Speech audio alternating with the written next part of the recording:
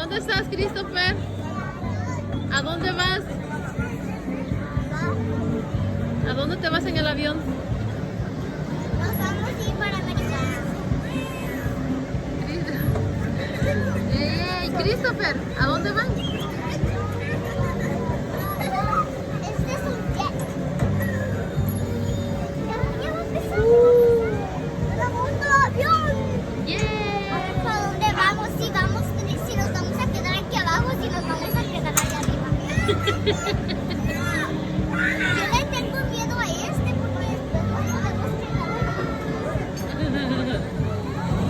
¡Bye, Christopher!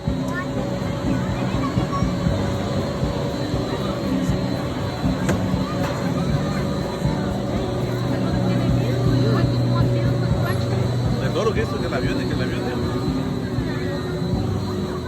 ¡Ay, Christopher! Ay, qué sé yo. Tú no quieres que no, me Leo.